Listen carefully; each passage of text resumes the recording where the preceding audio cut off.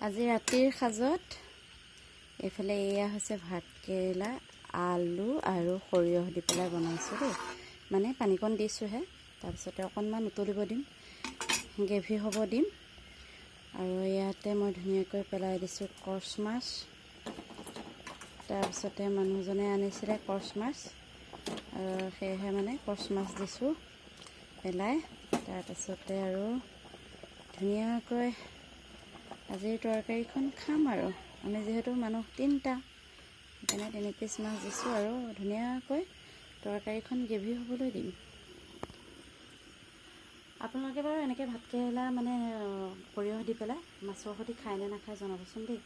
যিহেতু গছত এতিয়া ভাতকেৰেলা 2-এটাকৈ লাগি আছে।